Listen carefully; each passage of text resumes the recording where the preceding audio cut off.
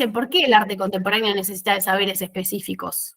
Ahí yo traigo una reflexión que hace Sergio Mollinedo, un historiador del arte de La Plata, que dice que todos los momentos históricos requirieron en el arte o en las producciones culturales, podemos pensar para el marco de trabajo que tenemos, de saberes específicos, ¿no? Porque si no conociéramos, no sé, la historia del cristianismo, hay un montón de obras que perderían sentido. Entonces, un poco adjudicarle cierto esnovismo al arte contemporáneo es desconocer que la construcción de sentido pasa en todas las épocas, ¿sí?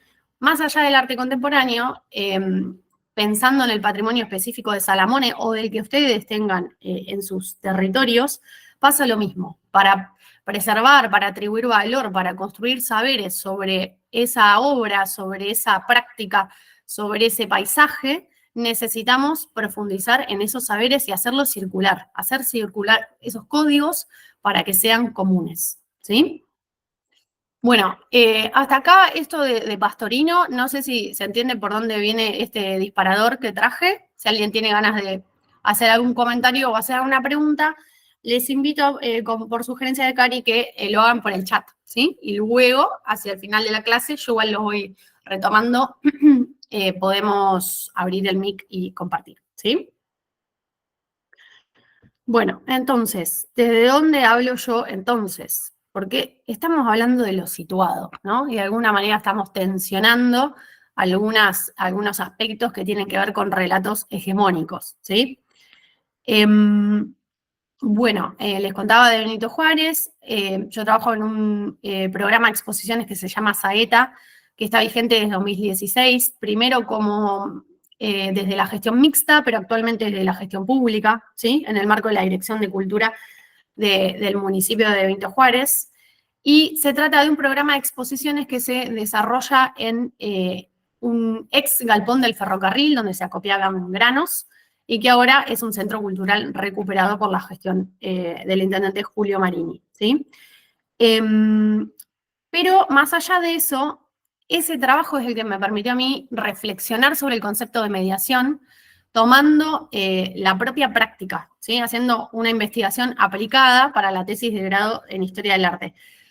Hago todo este desarrollo autorreferencial para también ser honesta, contar desde dónde hablo, pero también porque la bibliografía que les dejé es esa tesis donde está citado cada autor que vamos a ver hoy, porque me parece que era necesario articular entre algunos ejemplos y también sobre algunos conceptos, ¿no? Para insistir en esto de las definiciones y ver si nos sirven o no nos sirven, las podemos seguir tensionando, etcétera, ¿sí? Es importante decir que el arte contemporáneo en Benito Juárez, donde estoy, es un punto de partida, no quiere decir que abunde el arte contemporáneo. Y esa es otra manera también de pensar las identidades, los patrimonios, las memorias, ¿sí? Volveremos sobre eso en otra clase donde veamos estudios de caso de esas exposiciones, pero ahora vamos a profundizar en el concepto de mediación, que es el que nos ocupa en esta clase, ¿sí? Yo tomo dos fuentes para hablar de mediación cultural expandida, ¿sí? Como les decía, tradicionalmente el concepto de mediación o viene de lo legal, ¿no? De cuando un abogado media entre dos partes, o viene de la educación, donde un poco se piensa también a el docente, el educador, el mediador, como un lugar intermedio entre su público o las personas o su comunidad o su espectador, de acuerdo al punto de vista del que se construya esa mediación. Fíjense cómo cambia si hablamos de público, de comunidad o de espectador, ¿no? Hay como conceptos implícitos que tienen que ver con el arte y con la cultura en función a esa palabra que elijamos usar, ¿sí? Pero en este caso, lo que a mí me pareció rico fue una definición de Pedagogías Invisibles, que es un colectivo español que trabaja en diferentes museos de arte y algunos que no son de arte también, que habla de la colaboración y contagio entre las disciplinas, ¿sí? Es decir, si bien, bueno, creo que en la UNA hubo una camada de una diplomatura en mediación cultural, si bien avanza ese campo de investigación, de estudio, de enseñanza, Lo que sugiere Pedagogías Invisibles es que lo rico está en la colaboración, ¿sí? En el contagio entre las disciplinas, lo cual también es lo que de alguna manera nos demanda una perspectiva más contemporánea, ¿no? Pensar que no está tan estratificado como de manera moderna, yo sé esto, el otro sabe lo otro, y son compartimentos estancos, sino poder pensar justamente en metáforas que tengan más que ver con el mundo natural, o con el contagio, con la influencia, la mezcla, ¿sí? En esa colaboración, en ese contagio entre disciplinas para la mediación cultural, se valora la experiencia, ¿sí? No tanto una visita guiada donde una sola persona media, sino una experiencia donde se comparten, se ponen en circulación saberes, se convidan alimentos, se cantan canciones, se hace una ronda en torno a un fuego, ¿sí? Diferentes experiencias justamente. Ahí Cari suma la página de Pedagogía Invisible, es buenísimo.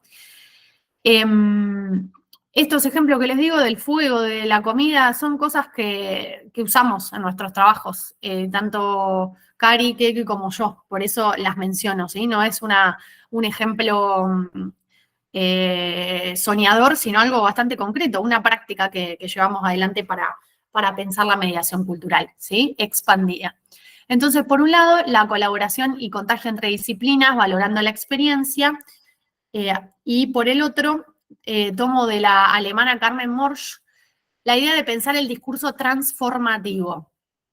Si la clase está siendo grabada, ahí voy a leerles bien lo que acaban de poner en el chat, pero tengo miedo de perder el hilo, así que sigo un poquito y luego retomo.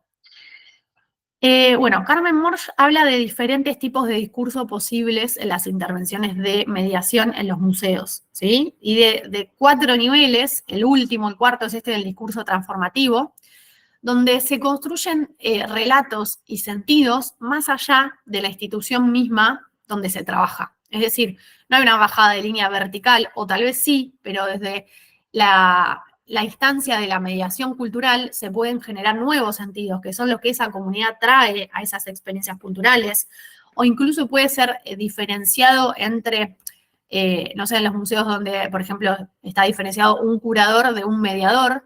Tal vez el relato de la curaduría puede ser uno y el de la mediación puede ser otro, ¿sí? Ya vamos a ver más adelante ejemplos, pero por ejemplo pensando en algo que puso una compañera en la consigna que había para hoy, lo tengo acá.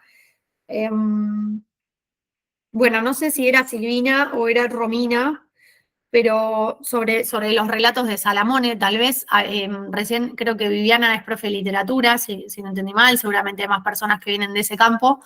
No sé, tal vez una mediación cultural expandida desde un discurso transformativo, pensando en la colaboración y el contagio entre disciplinas, puede ser pensar un cuento, tratar de escribir un cuento sobre el punto de vista de un obrero que participó en la construcción de una obra de Salamone, ¿no? Por ejemplo. No sería un sentido histórico, pero sería un sentido creativo para tratar de pensar diferentes puntos de vista sobre ese patrimonio, ¿no? Y ahí aparece esto de la expansión y el desborde, ¿no?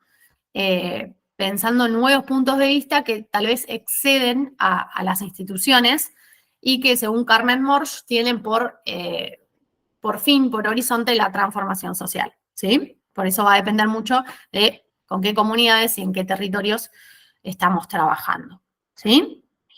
Yo le sumo a esas dos citas de autoridad europeas la formación de equipos efímeros, ¿sí? Que eso es interesante porque en los espacios en los que nos toca trabajar muchas veces podemos hacer equipo con una persona, pero después para otra exposición, para otra activación, para otra experiencia cultural necesitamos reformular esos equipos. Y eso también es diferente desde lo orgánico de los trabajos, desde las formas de hacer equipo, pero muchas veces enriquece el objetivo de que haya participación comunitaria en las instancias culturales de mediación, ¿sí?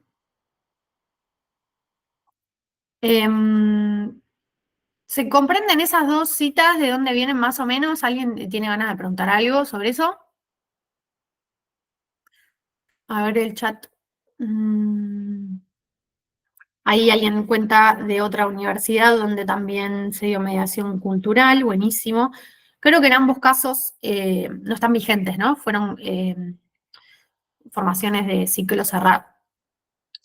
Bueno, reflexionando sobre la propia práctica, me puse a pensar cuáles eran las disciplinas que yo ponía en juego o de las que encontraba colaboración para puntualmente el trabajo de mediación en el programa de exposiciones AETA, ¿no?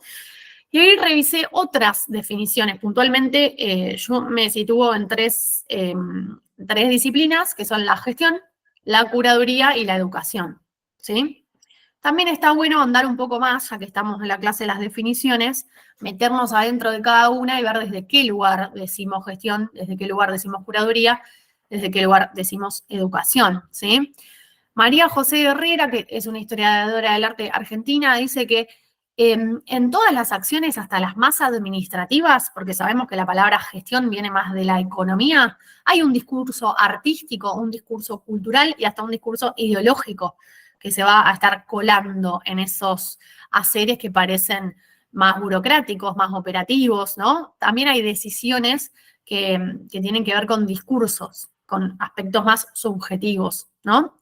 Y el peruano Víctor Vich va a hablar de la intervención social y de la acción política para activar la comunidad, ¿sí? Ya piensa la gestión desde un lugar mucho más eh, comprometido, no tanto desde el lugar presuntamente neutral, sino desde, bueno, de una intervención, ¿sí? Social y una acción política para activar comunidad. Eso me parece interesante, ¿no? Cómo el patrimonio puede activar comunidad. Creo que son nortes para pensar a quién le resuena eso que estamos haciendo, cómo generamos sentidos comunes, cómo activamos comunidad, ¿sí? Bueno, puntualmente lo que tiene que ver con las exposiciones, hablamos de la curaduría en términos del venezolano Pérez Oramas, que lo toma la argentina Cecilia Rabosi. Hablamos de curaduría cuando hablamos de inscribir las obras en un nuevo contexto, ¿sí? Es decir, ponerlas en juego con otros elementos, pero también agrego yo con otros territorios, ¿sí? Sobre todo los que estamos desde la descentralización, no podemos dejar de pensar ese vínculo con el territorio. No es lo mismo una exposición en particular o una experiencia cultural en general, si está en una ciudad capital o si está en cualquier otro punto geográfico, ¿sí?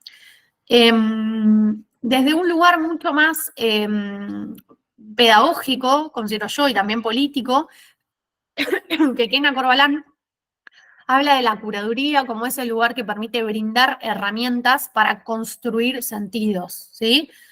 Bueno, está la mismísima que acá, tal vez quiera agregar algo, pero puntualmente a mí me parece que en usar la palabra brindar y la palabra construir, ya estamos hablando de una ronda, de una celebración, de algo que se está compartiendo, ¿no? No tanto de una bajada lineal, de un saber que se transmite, sino de sentidos que se construyen en tiempo y espacio, ¿sí?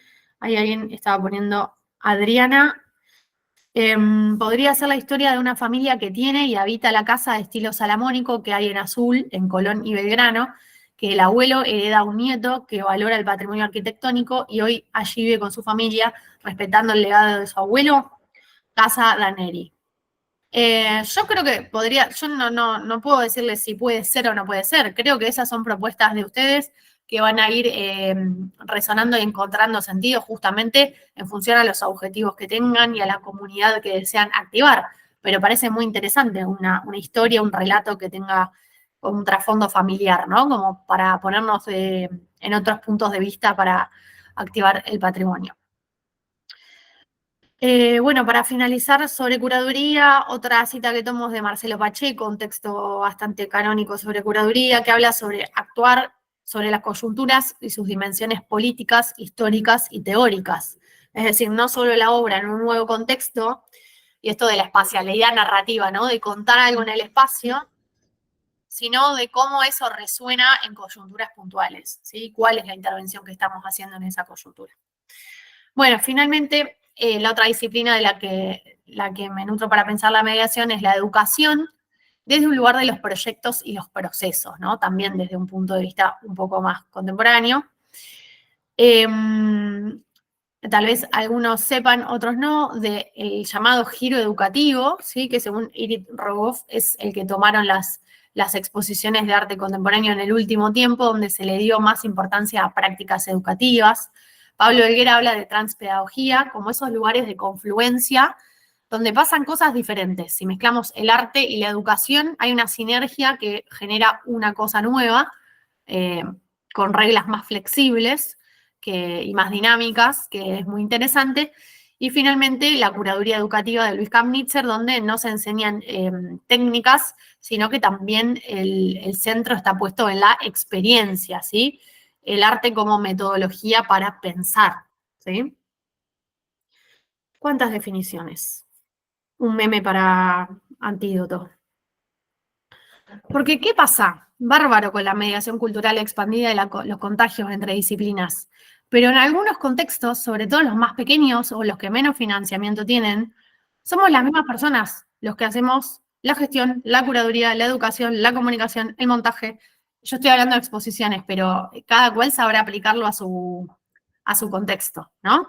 Entonces, a veces hay algo rico en la mezcla y otras veces es la forma de que las cosas sucedan. Hay que hacer todo y tengo que doblegarme en varias partes, ¿no? Eso es interesante para pensarlo. Estoy armando desde qué lugar estoy enunciando, desde qué lugar estoy haciendo esta práctica. Es como un ejercicio un poco tal vez de catarsis, pero que como trabajadores de la cultura también está bueno realizar, ¿no? ¿Cuál es ese rol que estoy haciendo? ¿O me falta en mi equipo, que tal vez es una construcción efímera, como les decía, alguien que refuerce algún aspecto de esas disciplinas de las que necesito nutrirme para construir una mediación cultural? Es una pregunta, esperamos construir respuestas en el tiempo. Esta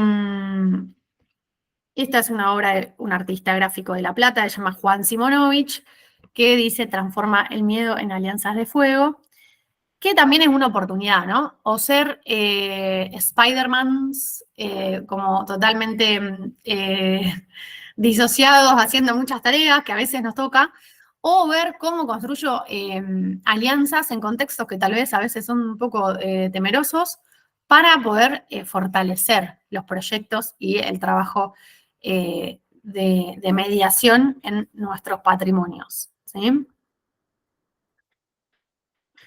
Bien, un poco desde esas definiciones que tomé de otra gente, llegué a la conclusión de pensar a las exposiciones como contextos que son propicios para la democratización y la circulación de códigos simbólicos, en este caso en clave contemporánea, ¿sí?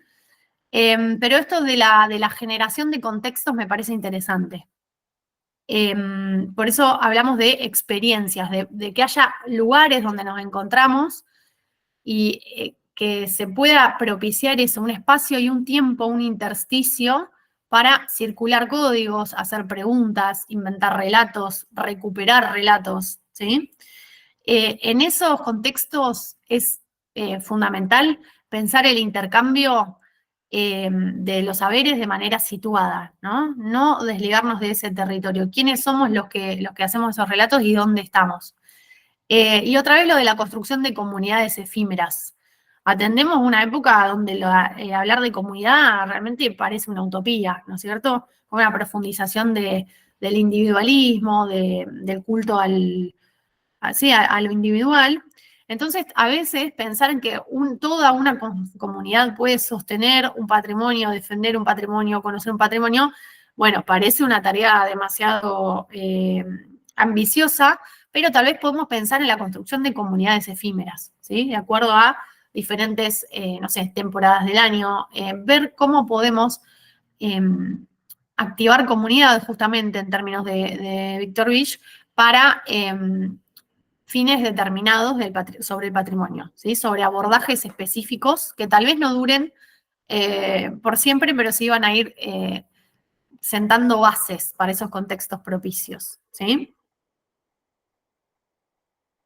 Bien, hablamos entonces de experiencias culturales, les decía recién, un poco también me parece que retomar el sentido de la experiencia, además de pedagogías invisibles, tiene que ver con, bueno, como primera antecedente así teórico, el texto de John Dewey de la década del 30 que se llama El arte como experiencia, pero fundamentalmente el lugar desde el que estamos pensando el patrimonio, que ya detalló que queda en la primera clase, ¿no? Que tiene que ver con un lugar de enunciación desde el presente, ¿no? Como decíamos también, habitando los intersticios, esos paréntesis donde parece que podemos poner en juego otros sentidos, en diálogo con el territorio, sin desconocer las tensiones, ¿no? Las disputas que van a estar presentes, las que tenemos que dar, y cuáles son esos consensos que sí se pueden generar, atravesado por la interseccionalidad, cómo los puntos de vista de una comunidad van a también enriquecer la apreciación, la valoración sobre los patrimonios, pero bueno, también los van a complejizar. Y bueno, desde lugares que se sostienen en el tiempo, desde procesos y desde la riqueza de los contagios entre diferentes disciplinas, ¿sí?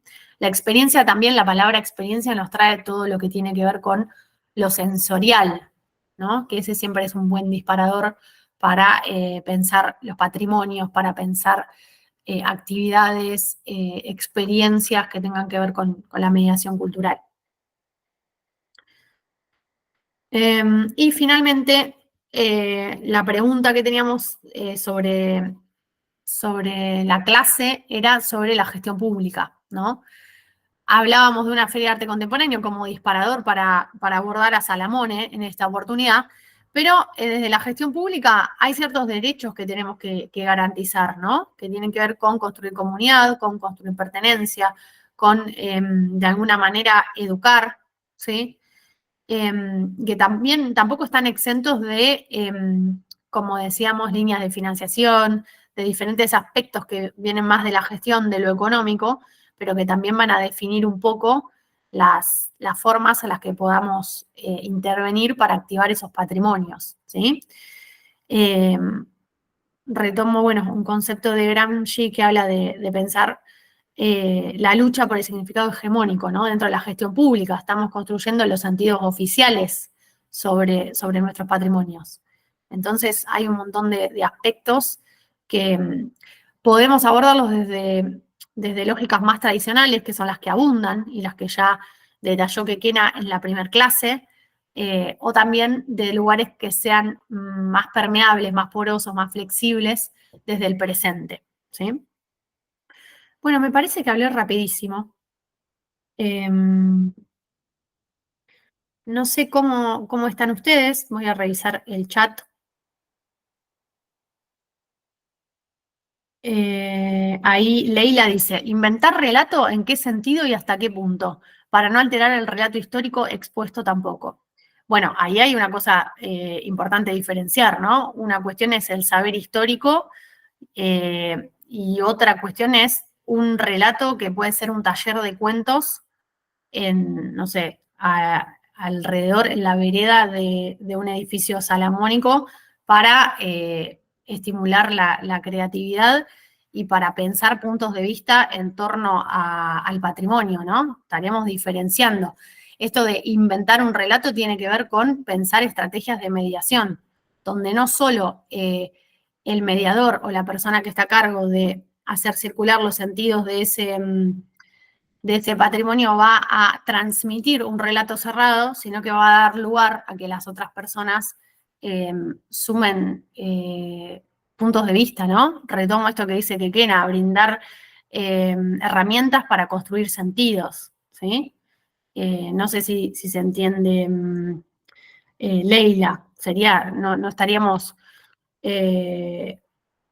intentando hacer relativismo histórico, ¿no? Sino pensar estrategias que tengan que ver con acercar las comunidades a los patrimonios, ¿sí?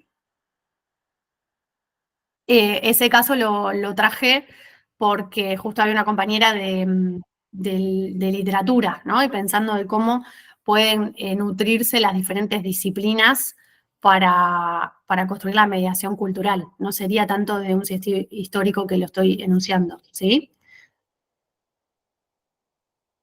No, de nada.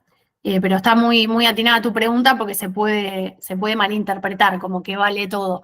Si no estamos pensando, bueno, cuáles son estrategias para mediar, para generar y activar comunidad en patrimonios cuyos saberes parece que están relegados o investigados desde solamente los centros de la ciudad y tal vez en las llamadas periferias están disociados esos patrimonios de sus comunidades y sus territorios, ¿sí? Entonces muchas veces los relatos son formas de acercar a las personas, ¿sí?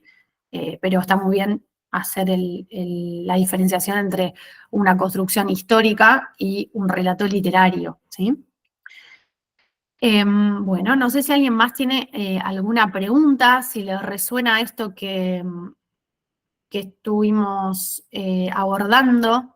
Creo que este es un buen momento, si alguien tiene ganas de prender el mic.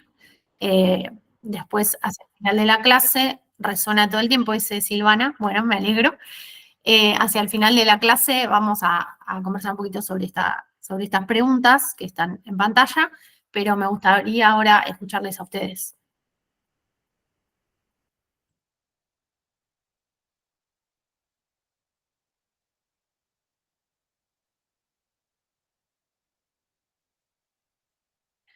Por ahí puede ser un buen momento para contar dónde están, con qué están trabajando. Una entrevista a los habitantes de la Casa de Colón y Belgrano estaría muy interesante, ¿sí? Sí, sí, lo que tiene que ver con las entrevistas. También está bueno pensar en esa cuestión, si es más como curatorial, cuáles son los dispositivos o soportes sobre los que después se va a divulgar esa entrevista. Por ejemplo, se va a publicar un libro, se va a publicar una revista, se va a publicar un podcast en YouTube que está puesto en un código QR en la fachada de una casa salomónica. No sé, pensar también hay algo de los medios en la mediación, justamente de los soportes y de los dispositivos, porque muchas veces venimos de formaciones y disciplinas teóricas, que bueno, eso le da rigurosidad a nuestro trabajo, pero después, para activar esa cultura, para hacer que esos sentidos circulen, necesitamos ponerlos en juego en soportes, en dispositivos, en lenguajes, en códigos, que sean accesibles y que sean también atractivos, ¿no? Creo que alguien levantó la mano, pero no veo quién. Si es por mí, prende el mic nomás. Soy yo, Adriana. Ay, no te veo, Adriana. A ver, espérame un segundo. Ahí está, sí, Adriana, ahí está. Tengo la oportunidad de hacer la entrevista. Buenos días a todas y todos. Buenos días.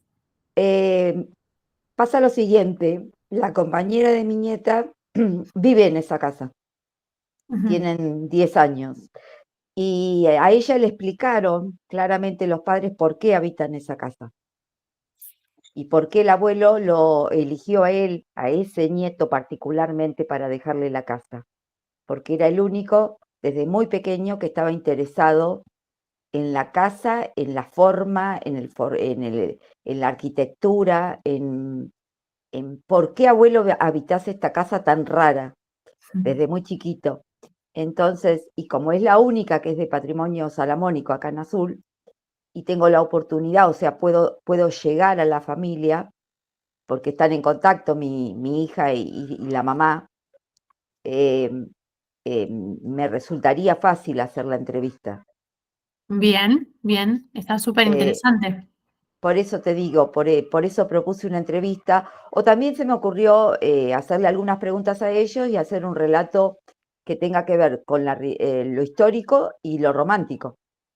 Bien. Sería el relato de una niña. ¿Está bien lo que...? Pues, no sé si de la niña o del propio nieto. Bien, bien. Porque ahí hay otro aspecto interesante que trae Adriana que tiene que ver con lo intergeneracional, que también esta bibliografía europea sobre mediación habla mucho de lo intergeneracional.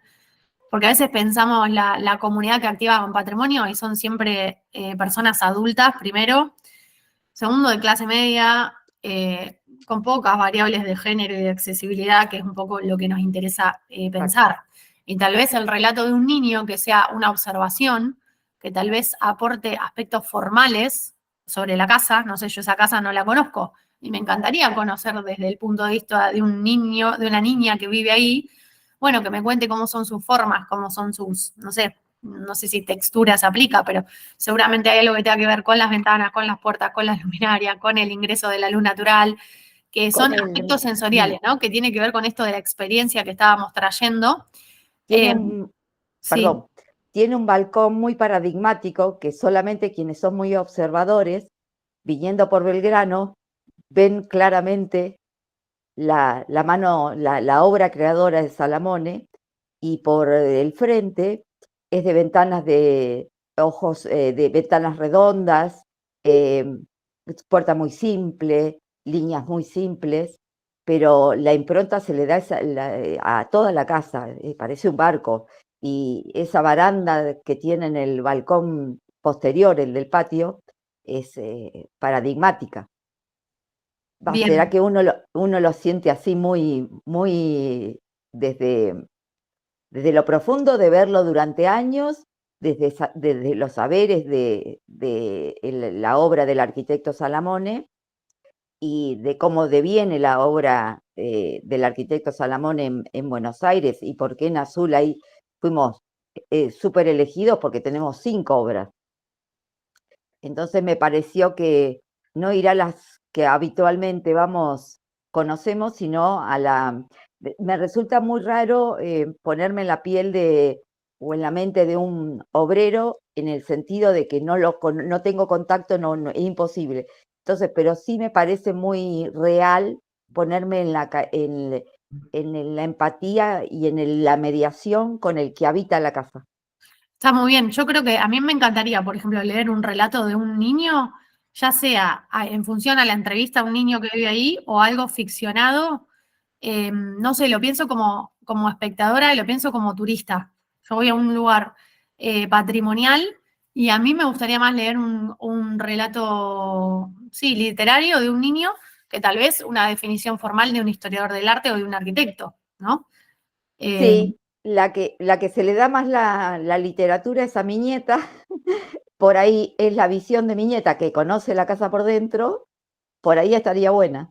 Bien, quiero dejar en claro esto, no quiere decir que una descripción formal o un estudio formal de un historiador del arte o un arquitecto sea algo descartable, sino que es muy No, valioso, pero eso llega a un determinado sector especializado, con ciertos saberes ya adquiridos.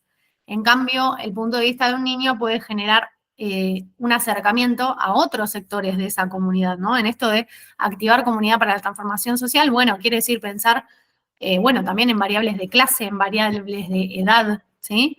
En variables de trabajo con escuelas primarias, por ejemplo. ¿Qué pasa si hay un concurso de cuentos de niños? No sé. Yo lo del obrero lo traía porque tal vez me faltó detallar. Creo que fue Silvina, que ahora levantó la mano Keke, pero después podemos escucharla, que hizo la pregunta, como preguntas retóricas sobre quién había construido esos edificios, ¿no? Por eso traje el obrero y tal vez no lo expliqué. Sí es interesante que ustedes en algún momento puedan retomar las fichas que armó Cari y que algunos de ustedes ya empezaron a completar para conocer también puntos de vista de otros compañeros y justamente enriquecernos y contagiarnos, ¿sí? ¿Qué estaba para hablar? No, yo quería decir que no solo es necesario romper la lógica, por ejemplo, adultocentrista, que también estás explicando con esto de la interseccionalidad, no solo es necesario, sino que me parece que va por ahí.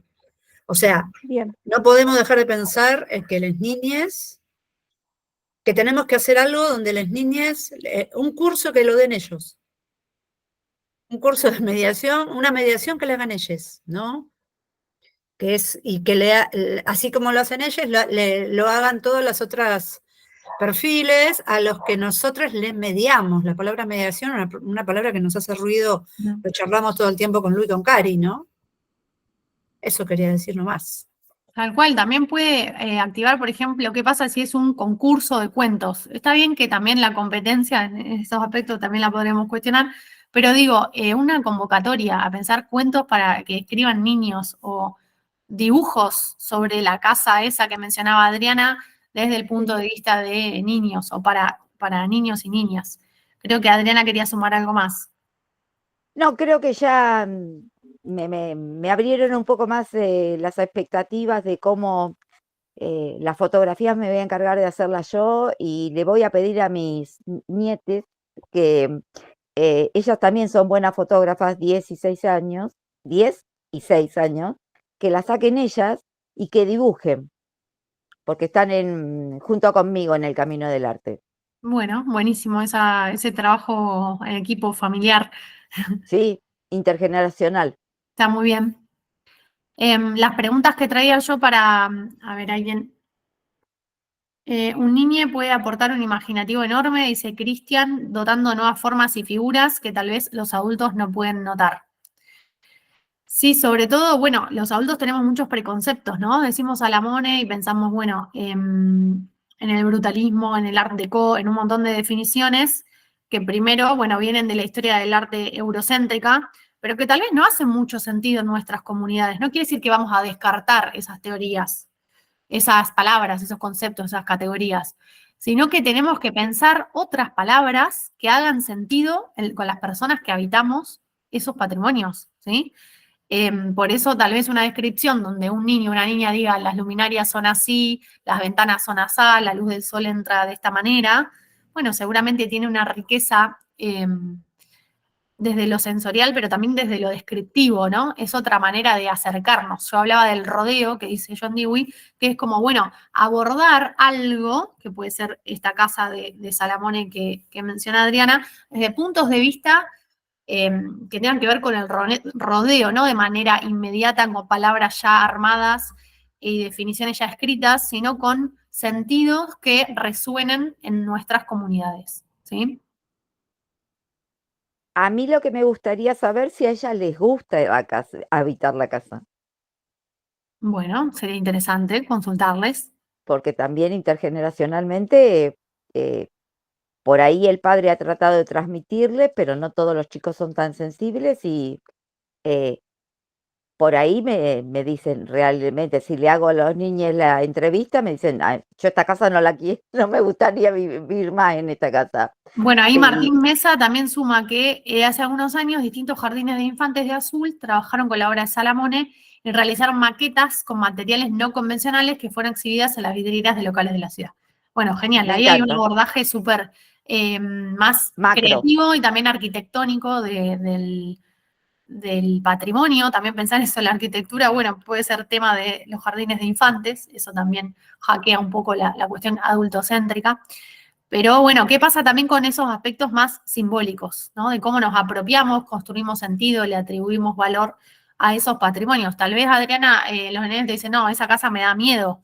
Bueno, tal vez dispara un festival no sé, de algo de terror, no sé, se activa en Halloween, no sé, hay muchas posibilidades que tienen que ver con cómo resuena en la comunidad, no con un sentido que alguien le imprima de manera unívoca, mediando como si hubiera una única interpretación, sino justamente construyendo, abriendo, ¿no? Que un poco son los verbos que traje para que pensemos un poco a la manera de Adriana, que ella está pensando en sus entrevistas, qué experiencias podemos proponer, inventar, convidar, contagiar, activar, ¿sí? Y en torno a qué concepciones de lo público. Un poco nos convoca a pensarnos desde lo público. Entonces, como les decía, si hablamos de lo público, tenemos que eh, posicionarnos desde una perspectiva de derechos, pensando justamente en la interseccionalidad, en diferentes sectores que se tienen que encontrar para pensar estos aspectos, ¿sí? No en una única manera de interpretar, de cuidar y de valorar nuestros patrimonios, ¿sí? Bueno, ahí Martín se compromete a pasar fotos por WhatsApp, buenísimo, nos sirve conocer esa experiencia. Ah, ya están subidas, qué maravilla. Bueno, no sé si alguien más tiene ganas de compartir algún comentario en relación a lo que estuvimos abordando en la clase o si ya le resuena esta experiencia estas preguntas y se imaginan experiencias que pueden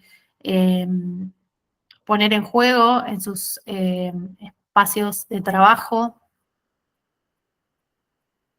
Bueno, tomo la palabra, Lucía, porque fui a buscar el microfonito.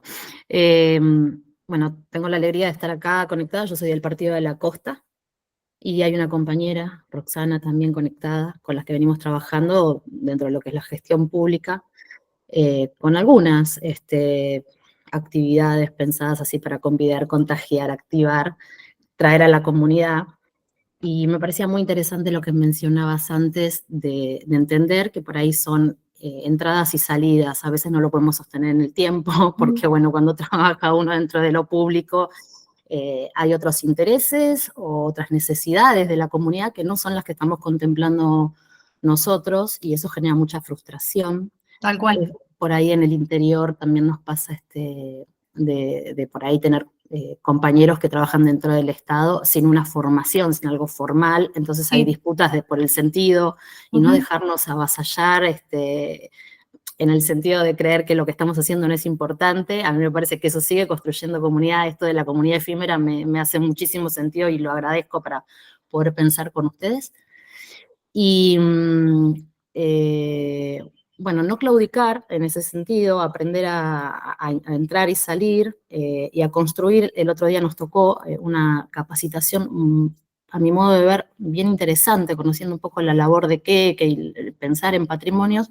Nos tocó hacer una capacitación desde el área de turismo donde nos inventaban a pensar nuevas narrativas para el Partido de la Costa en función de poder crear nuevos escenarios para convocar al turismo a venir a la costa. Quiero decir, patrimonio puede ser el bosque que tenemos, el patrimonio, bueno, la disputa siempre acá, así como en azul está todo lo que tiene que ver con Salamones. Acá tenemos una carabela en Santa Teresita que nos trae un montón de problemas y de disputas por sentidos, porque fue construida por un vecino, porque toda la comunidad de italianos, de españoles la valoran, y nosotros nos queremos matar porque tenemos un colón y una carabela en el medio de la costanera, y bueno, ahí pensando a miradas de coloniales, no tenemos museos, bueno, cosas que pasan en el interior. Nuestras ciudades tienen 60, 70 años, son muy nuevitas, es muy difícil. Claro. Pero bueno, digo, pensar esta capacitación dentro de lo que es el gobierno de la provincia de Buenos Aires, abierta a todos los que trabajamos en la provincia de Buenos Aires, es una experiencia sumamente enriquecedora y agradecer esta posibilidad, porque solamente pensando de manera conjunta vamos a encontrarle una vuelta.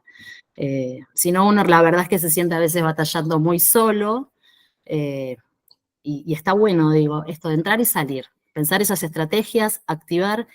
Y creo, después de 6 años de vivir acá en la costa, que, bueno, que sí, que la comunidad empieza a tomar esos espacios y después reclama. Cuando hay cambios de gestión, cuando hay cambios de políticas públicas, se sostienen, digamos, resistencias como fueguitos encendidos que van construyendo esas nuevas narrativas. Así que gracias, recontra atenta escuchándote, Lucía.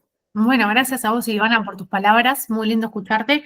Puntualmente, ¿en qué parte estás del Partido de la Costa? Y estamos en Santa Teresita, ponele. Ok. Sí, Perfecto. digamos, el Partido de la Costa arranca en San Clemente y termina, para nosotros, si bien es extenso y largo, terminaría en Mar de Ajó, Nueva Atlantis, ¿no? Llegábamos a Gesell y todo eso. Una zona que es muy difícil de acceso, las comunidades, digamos, el que vive en Santa Teresita no se mueve a 40 kilómetros, es muy difícil moverse ni hablar con los costos ahora de los micros y eso. Claro. Entonces, generar comunidad acá es extremadamente difícil. Sí, me imagino. Pero, también poblaciones pequeñas, ¿no es cierto? Muy pequeñas, o poblaciones que mutan, digamos, gente que viene y que se va, que por ahí viene, claro, vive 1, 2, 3 años, se retira, o llega el verano, viene gente nueva. La gente nueva viene con muchas ganas de hacer cosas, y los que están cansados de ver cómo vienen esas energías y se van, bueno, hay unas resistencias y demás, pero se construye comunidad, porque si no es insostenible, como en todos lados, ¿no? Esto. Tal cual. Es fundamental. Gracias, Lucía. Bueno, gracias a vos por tu aporte, Silvana, y también está bueno eso, saber dónde estamos, en qué áreas trabajamos para conocernos y justamente estas alianzas de fuego hacerlas en estas capacitaciones. Leila levantó la mano, le había preguntado sobre estrategias de mediación desde el espacio completo, que ahora seguramente nos va a contar, organización, y pregunto sobre la diferenciación de guía y mediador. Leila, ¿querés profundizar tu pregunta o hacer un comentario? Sí, yo pregunto más que nada desde el lado, bueno, yo soy estudiante de museología acá en Santa Fe Apenas estoy comenzando y hace 2 años empecé con todo este tema de las guiadas y demás, lo cual me interesa una banda.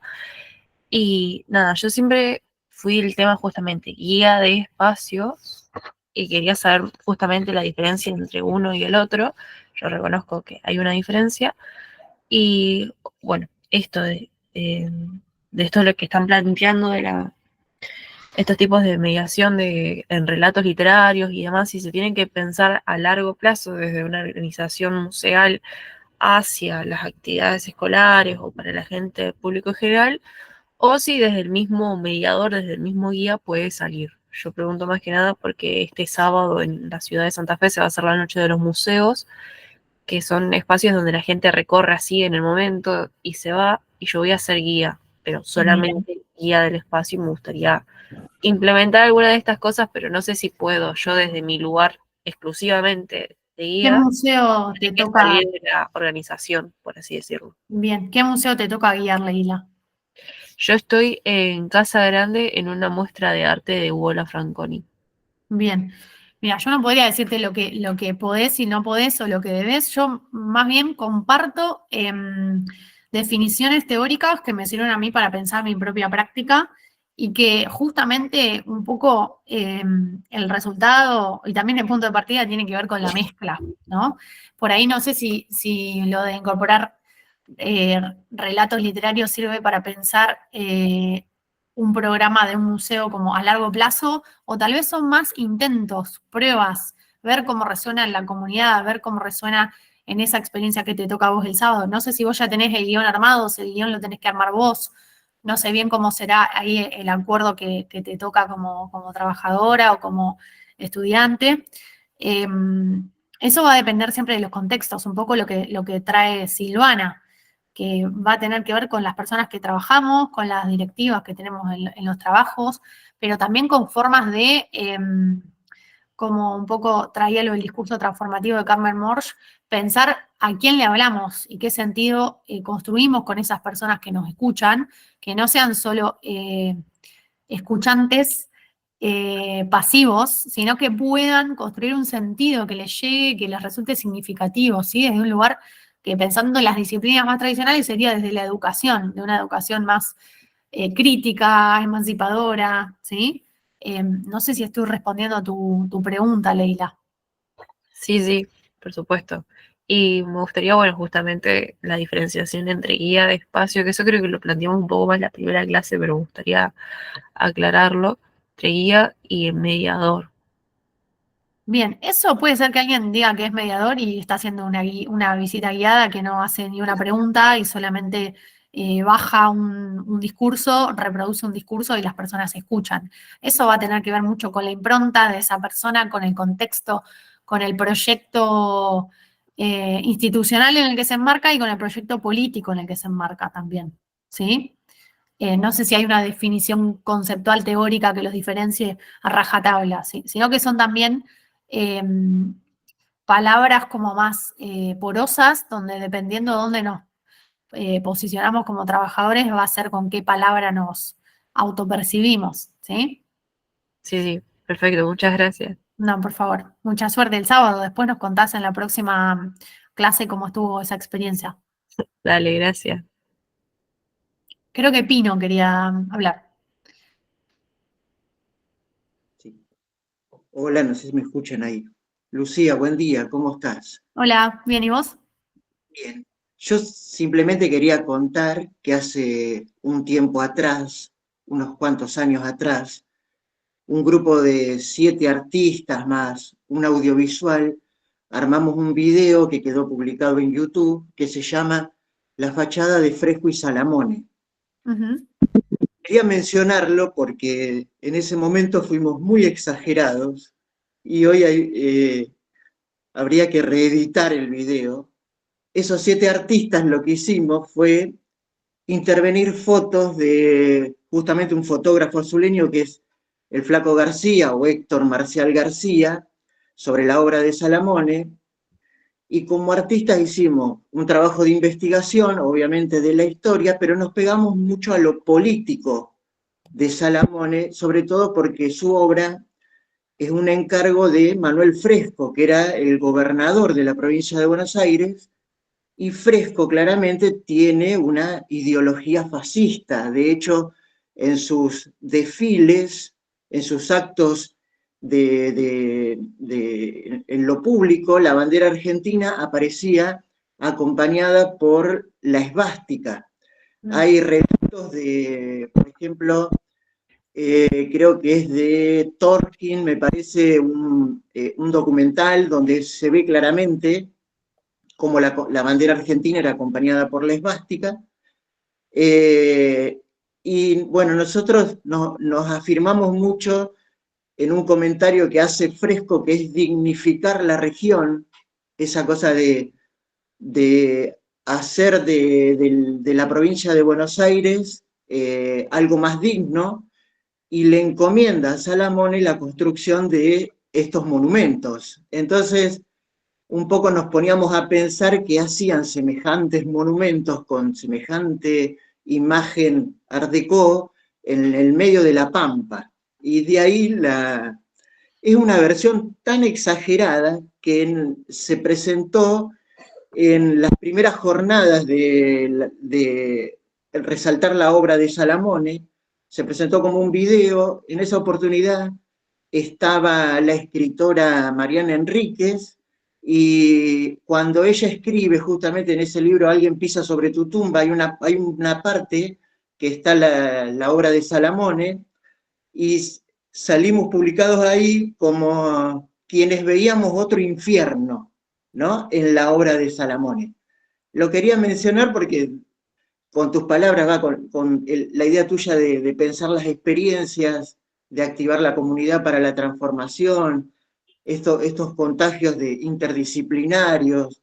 Me sonaba como para contar la experiencia de ese video que obviamente si lo miran van a ver lo exagerados que somos. Lo interesante, éramos muchos artistas convencidos de provocar a través de la obra de Salamone y resaltar esta mirada fascista, no atacando su estética ni su forma de producirlo, porque eso nos parece genial, pero sí nos enroscamos ahí de ese lado desde lo político. Te quería contar nada más como una experiencia. Bueno, genial. Súper interesante, Pino, la experiencia. Si tenés ganas y lo tenés a mano, lo podés compartir en el grupo de WhatsApp, así lo podemos mirar y tal vez también lo comentamos la semana que viene. Bueno, ahí estás tocando algo muy interesante que es, bueno, siempre el carácter polisémico de los patrimonios, ¿no? Y otra vez hablando de las disputas. Podemos apreciar lo formal desde la mirada de un niño, pero también podemos hacer críticas políticas irónicas, ¿no? Todo eso convive en la posibilidad de activar un patrimonio, de pensar. Bueno, entiendo que igual ustedes lo hicieron desde un lugar creativo como artistas, no tanto desde el rol de la mediación cultural, ¿no? No tanto desde la idea de activar una comunidad específica, ¿no? No sé si interpreté bien, Pino. Sí, la idea fue bastante crítica en el sentido de la imagen de Salamone. Claro. Pero bueno, en ese momento estábamos como grupo, porque éramos un colectivo de artistas que salíamos a la calle, que hacíamos feria en la calle, y bueno, nos pareció oportuno criticar sobre todo esa inversión que se hacía en esos 4 días de jornada. También íbamos apuntando a eso. Nada más. Bueno, justamente yo desconozco bien ese contexto, no sé bien en qué año fue eso. Uy, el año no me lo acuerdo ahora, pero fueron las primeras jornadas de cuando salió por parte de la provincia revalorizar la obra de Salamone. No sé si no fue en el momento en que se construye el centro interpretativo. Bueno, ahí hay algo interesante, ¿no? Como que tal vez hay por un lado una mirada desde provincia, ahí aporta Martín 2009, y tal vez otra mirada desde la misma Ciudad de Azul y sus artistas, ¿no? Como esas disonancias son interesantes y son ricas, y también incluso en esa crítica también hay concepciones sobre lo público que subyacen, ¿no? Que es la pregunta que les hacía también, esas experiencias que pensamos, se sustentan, se sostienen, profundizan qué nociones de lo público, ¿no? Si pensamos el patrimonio público, si nos pensamos como trabajadores de lo público, quienes lo somos, ¿sí? Creo que son cosas también a tener en cuenta, para que no quede solo en la cuestión como más arbitraria de que se puede activar un patrimonio de cualquier manera, que un poco sí, pero si lo vamos a hacer desde lo público, bueno, hay ciertos aspectos a tener en cuenta que se construyen de manera comunitaria, ¿sí? Que como decía Silvana, a veces conviven perfiles más profesionales, teóricos, específicos, y otros perfiles de trabajadores que tal vez van a decir, pero esto siempre fue así, acá hay que hacer la fiesta de la ventana ovalada, porque todas las casas de mi pueblo son de ventana ovalada, estoy diciendo una pavada, ¿no? Pero digo, para no herir susceptibilidades, pongo un ejemplo así medio tonto.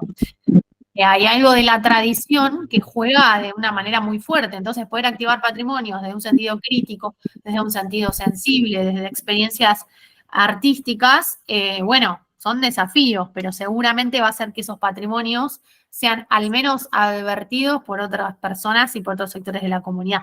Betania. Bueno, hola, ¿cómo andan, compas? Me presento, mi nombre es Beta, nuevamente. Yo estoy trabajando en un proyecto con el bachillerato Norita Cortiñas de acá, de mi ciudad, de Azul. Es un proyecto de arte textil. Estamos haciendo un libro de artista bordado, donde ahí vamos a volcar recetas populares con las compañeras del bachillerato. Resulta que son todas mujeres, autopercibidas mujeres, luchadoras de ahí del territorio. Estoy muy contenta con eso, estamos ahí articulando con los profes del espacio. Yo soy, en mis labores, soy cuidadora de infancias, también maestra de danza para infancias. Estoy muy cerca de ellas, que bueno, a mí me dan como, sin ser una vampira energética, pero me dan como como salirme un poco del autocentrismo que a veces me es complicado como persona sensible en esta coyuntura, ¿no? Entonces estoy ahí con ella y trabajo mucho y inevitablemente hace bastante tiempo me di cuenta, también trabajé mucho tiempo en una gráfica que me enseñó mucho y inevitablemente esto pensarme como una persona, un ser mediador entre cuestiones de la vida y a la vez volver a encontrarme quizás con mis raíces textiles, bueno, con este conocimiento ancestral que me brindaron mis ancestras, bueno, mujeres de mi familia y no de mi familia, mujeres cercanas y demás. Hoy en día me encuentro en este camino de compartir esa sabiduría en talleres y espacios diversos, y también como mediadora, en este caso de mi activismo, que es el acompañamiento a las personas con capacidad de gestar. Que saludo ahí a la Costa, que también tenemos compañeras socorristas en ese espacio, escuchaba recién a la compa, a las chicas de Socorro de la Costa, y llevar este conocimiento, o sea, y yo conmigo llevo siempre todo, o sea, aparte de mi activismo, de contar sobre la ley y demás, también yo mi activismo es inevitable poder compartir en diferentes espacios, instituciones, lo que yo sé hacer porque soy más del hacer que por ahí que de la parla. A veces me pongo muy nerviosa y me cuesta, pero a la hora de compartir, me gusta mucho el hacer proyectos y demás y compartir con las personas.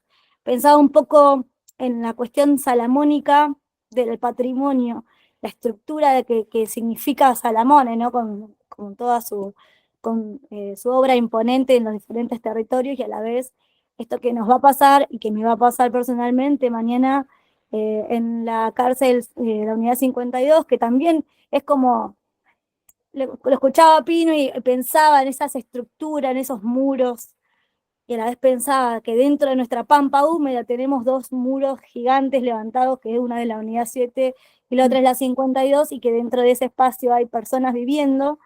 Dentro de la Unidad 52 de mujeres hay 130 más o menos aproximadamente, y están bastante bien dentro de todo.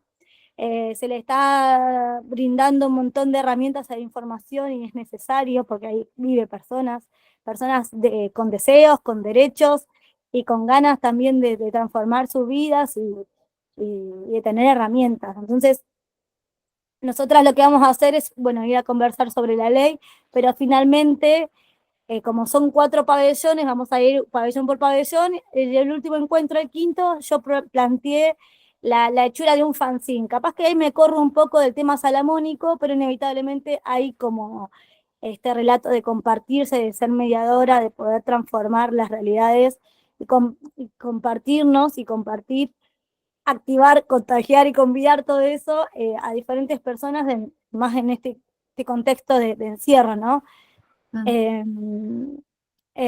Bueno, estoy media dispérsica porque es geminiana, pero como estoy uniendo todo, de repente se me va, viste, estamos en un tiempo complicado a nivel política nacional, pero a la vez estamos tejiendo las redes necesarias para poder sostener nuestros activismos y activismos en estos territorios más también hostiles, porque como Azul es bastante conservador y todo, nosotras le seguimos metiendo fichas y trabajando y participando de estos espacios de formación, de repensarnos en el hacer colectivo, y yo creo que es necesario.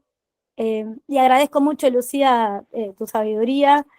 Yo te conocí en Saeta, fui a ver la obra ahí de Laus, de las compas divinas.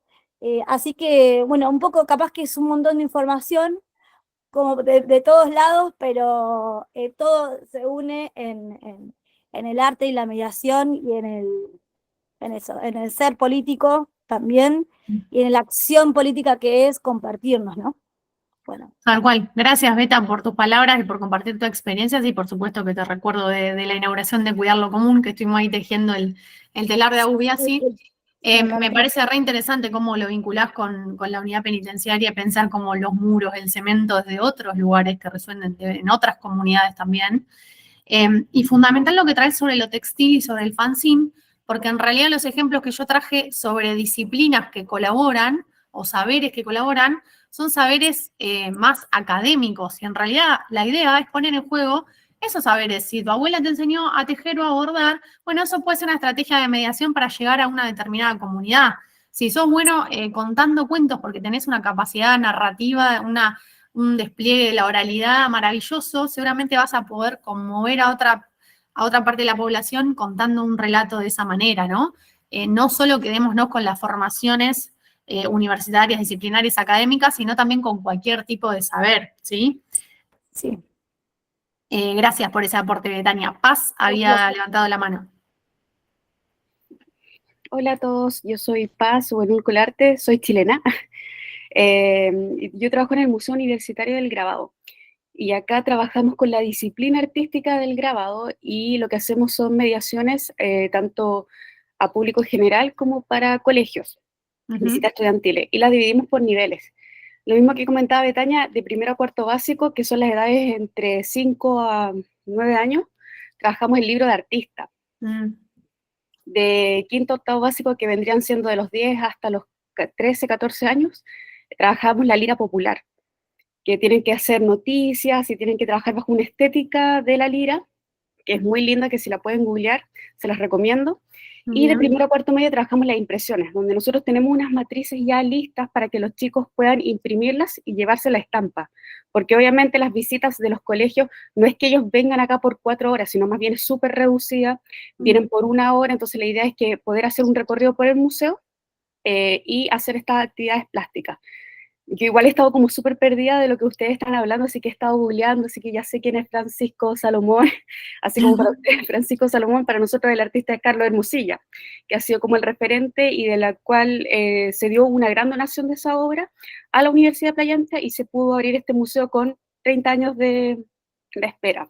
Así que eso, quería compartir esa experiencia en donde la niñez es muy importante, pero también es muy importante los públicos mayores como los abuelitos, las abuelitas, y también los adolescentes. Yo siento que dejamos como muy de lado el tema de la adolescencia, porque claro, están ellos como una especie de limbo de querer ser grandes, de no saber si son niños, entonces como que se deja mucho de lado el tema de la adolescencia, pero también como que cuesta mucho poder llegar a ese público porque están en la etapa en donde no quieren nada por la vida, y poder encantarlos cuesta.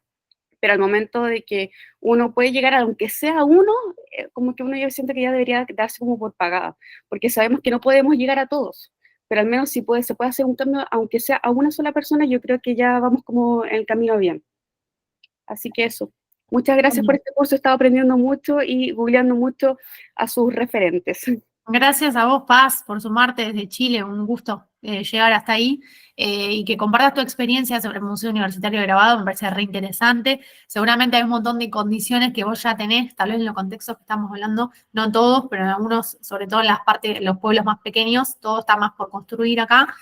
Pero es genial esto que traes sobre el trabajo en niveles, porque ahí hay algo de lo comunitario que deja de ser efímero.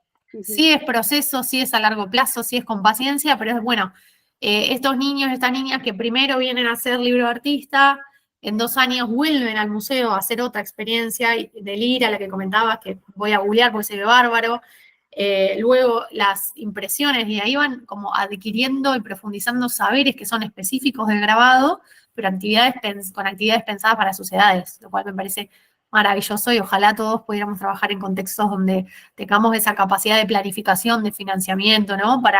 De trabajo en equipo para sostener ese tipo de proyectos. Así que un gusto contar con tu experiencia. No, muchas gracias. Igual me doy cuenta de que en el tema de la cultura, los dos países estamos como muy pobres, como que cuesta mucho que vean la cultura como un beneficio.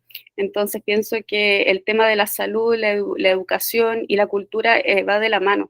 Y creo que es muy importante que los políticos también se den cuenta de eso, de que educar al finalmente es gobernar. Sí, sobre todo de dejar de pensar a la cultura como algo accesorio o complementario o secundario o relegado, ¿no? Y poder pensarlo también como un derecho básico. Bien.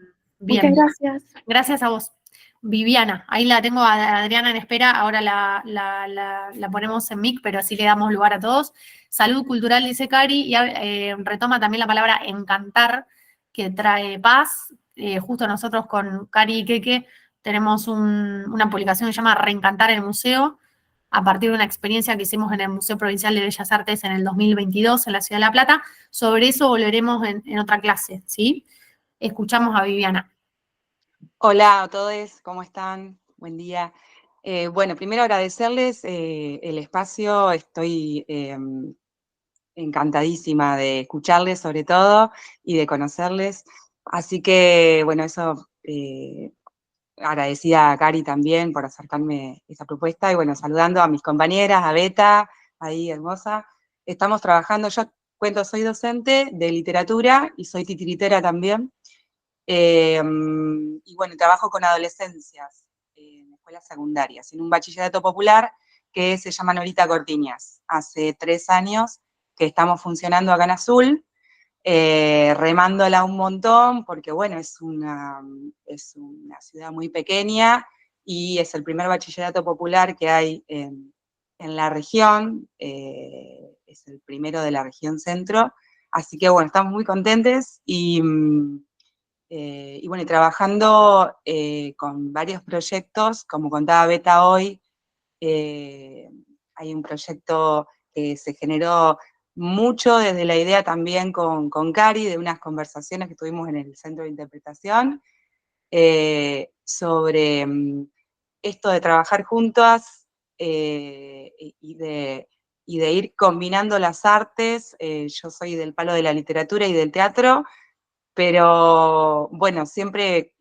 pueblo chico, ¿no? Nos conocemos todos, y también activista de los feminismos, en un momento del 2016 al 2020 casi, estuvimos en una agrupación que se llamaba El Chancho Feminista, bueno, y a partir de ahí también trabajando con las escuelas, como se puede, ¿no? Porque también era como muy difícil, es muy difícil también trabajar cuestiones, sobre todo en esta época, sobre los feminismos y el género y, bueno, todo lo que ya sabemos. Bueno, surge este año hacer un trabajo con Beta y bueno, y con Cari, con un recetario de las comidas populares de nuestras estudiantes. Súper interesante porque se suma el taller de bordado, donde no solamente es un taller de aprendizaje de bordado, sino también, como contaba Beta recién, todo una apertura hacia otros temas de conversación, de experiencias, de vida, se arman muchos relatos, hay muchas narrativas sobre las comidas, pero también sobre experiencias con, no sé, con nuestra familia, con abortos, con vínculos, y ahora estamos haciendo empezamos con teatro, con una compañera de Olavarría. Hablando de redes, en el Bachi tratamos también de ampliar nuestras redes y bueno, y siempre ir pensando en trabajar con otros, ¿no? También empezamos como un bachillerato como mirado muy por la sociedad, por otras instituciones, como con desconfianza. Entonces, poquito a poquito estamos como entrando en una comunidad muy difícil, sobre todo la educativa, pero bueno, por suerte este año y parte del año pasado empezamos a trabajar con otras instituciones, por ejemplo con las instituciones del barrio, comedores, centros de día, centros de jubilados, bueno, el ACE, que es un centro cultural que nos alberga, y bueno, nada, compartir esa experiencia y agradecer todo lo que estoy escuchando porque me resuena, y bueno, y lo compartiremos para dentro del bache. Bueno, muchas gracias, Viviana, por tu experiencia. Se ve que saben mucho de trabajar en alianza y en redes. A veces es eso, es una fortaleza y a veces es, bueno, la forma que queda para construir. Si no tengo mal entendido, bueno, falta Adriana y Betania también quiere tomar la palabra nuevamente. No sé qué dice Cari, ya somos 10, ya es 10:30. Perdón, le relu. No, te voy a No hay poner un problema. cartoncito. No hay problema. Si les parece bien, se está por cortar la llamada. Bueno, Adriana, no sé si querés hacer un comentario breve o preferís directamente explayarte en el grupo de WhatsApp o la próxima Mejor. clase. Mira, cortito. La Beta me hizo 3 disparadores. Yo subo este sábado que viene Ancestras, que tiene que venir con el devenir en el arte plástico, desde donde lo traigo. 7 generaciones en foto, empieza con el arte textil y va a haber expresión textil y plástica, hasta mis nietas van a exponer. La otra el disparador de Beta es la unidad 7 y la 52 de mujeres que escribieron al centro de veteranos las cartas que no fueron contestadas, pero aún así la biblioteca que comparten las dos unidades se llama Héroes de Malvina, porque la profesora Taborda, hija de veterano, y la bibliotecaria Graciela promovieron una votación para ponerle un nombre, imponerle un nombre a la biblioteca. Y la tercera es que se nos está yendo las madres. Esta semana perdimos una y con cada madre perdemos una esperanza de un recupero, y perdemos una esperanza de una voz que callan, de que perdimos 30.000 compañeros, porque siempre los perdemos nosotros, los compañeros, y la lágrima se te cae, porque es una voz que se calla, por supuesto que con la edad que tienen, pero tenemos que retomar las voces de ella y multiplicarlas nosotros. Me parece que ahí está el secreto. Mirá, Bueno. no, creo que dije todo lo que quería decir. Bueno, gracias Adriana por tu aporte, qué bueno que tomes lo que propone Betania, creo que ya está pasando lo del contagio. Para respetar el tiempo de todos, vamos a dejar acá, ¿sí? Nos mantenemos en comunicación a través del grupo, Cari seguramente les va a contar bien dónde está toda la información. Paz para las nuevas insurgencias, qué hermoso. Bueno, muchas gracias, estamos en contacto, muchas gracias, muy amables por la escucha atenta. Nos vemos. Gracias. Adiós. Gracias, un beso. Abrazos a todos.